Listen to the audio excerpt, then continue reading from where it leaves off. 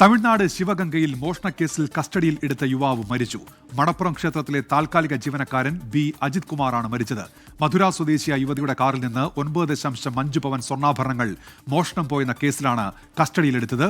മുഹമ്മദ് റഹീസ് ഉണ്ട് ഇപ്പോൾ ചെന്നൈയിൽ നിന്ന് വിശദാംശങ്ങളുമായി. മുഹമ്മദ് റഹീസ്, എന്താണ് സംഭവിച്ചത്?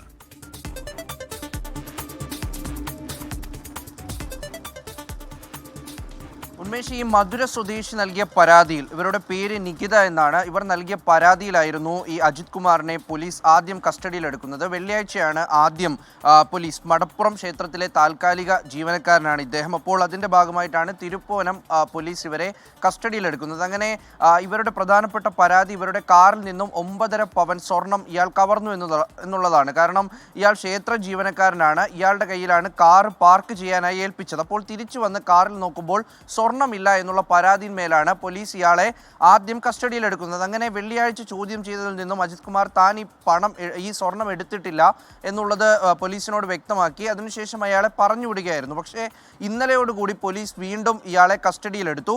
വീട്ടിൽ നിന്ന് കസ്റ്റഡിയിലെടുത്ത ശേഷം ഇയാളെ പോലീസ് വാനിലാണ് കൊണ്ടുപോയത്. പക്ഷേ ഇയാളെ സ്റ്റേഷനിലേക്ക് എത്തിക്കുമ്പോഴേക്കും ഇയാൾ മരിച്ചിരുന്നു. അങ്ങനെ വാനിൽ വെച്ച് പോലീസ് ഇയാളെ മർദ്ദിച്ചു എന്നാണ് കുടുംബവും നാട്ടുകാരുമൊക്കെ ആരോപിക്കുന്നത്. ഇയാളുടെ ശരീരത്ത് മർദ്ദനമേറ്റതിൻ്റെ പാടുകൾ ഉള്ളതായും കുടുംബം ആരോപിക്കുന്നുണ്ട്. അപ്പോൾ അങ്ങനെ പോലീസ് സ്റ്റേഷനിലേക്ക് എത്തിക്കുമ്പോഴേക്കും ഇയാൾ മരിച്ചു. തൊട്ടടുത്തുള്ള ആശുപത്രിയിൽ കൊണ്ടുപോകുമ്പോഴൊക്കെയും ഈ മരണം സ്ഥിരീകരിക്കപ്പെടുകയും ചെയ്തു. അതിനുശേഷം സ്റ്റേഷനിലേക്ക് വലിയൊരു പ്രതിഷേധവുമായി നാട്ടുകാരും ബന്ധുക്കളും ഒക്കെ എത്തി. അങ്ങനെ ഇന്നലെ രാത്രി വലിയ പ്രതിഷേധത്തിനാണ് ഈ തിരുപ്പുവനം സ്റ്റേഷൻ സാക്ഷിയായത്. അതിനുശേഷമാണ് SP ഉൾപ്പെടെയുള്ളവർ ഈ വിഷയത്തിൽ ഇടപെട്ടു.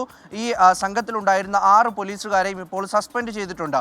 ഇതിലെ ഏറ്റവും പ്രധാനപ്പെട്ട ഒന്ന്, ഇയാളാണ് ഈ സ്വർണം മോഷ്ടിച്ചത് അല്ലെങ്കിൽ കവർന്നെടുത്തത് എന്ന് പറയാൻ ഒരു തെളിവും ഇതുവരെയും പോലീസിന്റെ ഭാഗത്തു നിന്നില്ല. ഉന്നത പോലീസ് ഉദ്യോഗസ്ഥരടക്കം അക്കാര്യത്തിൽ യാതൊരു തെളിവും തങ്ങളുടെ പക്കലില്ല എന്ന് പറയുന്നു. അപ്പോൾ എന്ത് കാരണം കൊണ്ടാണ് ആദ്യം ചോദ്യം ചെയ്ത് വിട്ട ഒരാളെ രണ്ടാമത്തെ ദിവസം ഇങ്ങനെ ചോദ്യം ചെയ്യാൻ വീണ്ടും വിളിപ്പിക്കുകയും അയാളെ വാനിൽ ഇങ്ങനെ സിനിമയിലൊക്കെ കാണുന്ന പോലെ നഗരം ചുറ്റി ചോദ്യം ചെയ്യുകയും അവസാനം അയാൾ മരിക്കുകയും ചെയ്തത് എന്നുള്ള കാര്യത്തിൽ പോലീസ് കൃത്യമായൊരു മറുപടി നൽകിയേ മതിയാകൂ. വിഷയം എന്തായാലും രാഷ്ട്രീയമായും ഒക്കെയും തമിഴ്നാട്ടിൽ കത്തുകയാണ്. പ്രതിപക്ഷ പാർട്ടികൾ, പ്രത്യേകിച്ച് BJP, ഇതൊരു വലിയ ആയുധമാക്കി മാറ്റുകയാണ്. കസ്റ്റഡി മരണങ്ങൾ, ഒപ്പം തന്നെ കസ്റ്റഡി മർദ്ദനം എന്നിവയൊക്കെയും മുൻനിർത്തിക്കൊണ്ട് പ്രതിഷേധത്തിന് തുടക്കമിടാനും അവർ തീരുമാനിച്ചിട്ടുണ്ട്. എന്തായാലും ഇയാളെ പോസ്റ്റ്മോർട്ടം റിപ്പോർട്ടും മറ്റുമൊക്കെ വരാനുണ്ട്.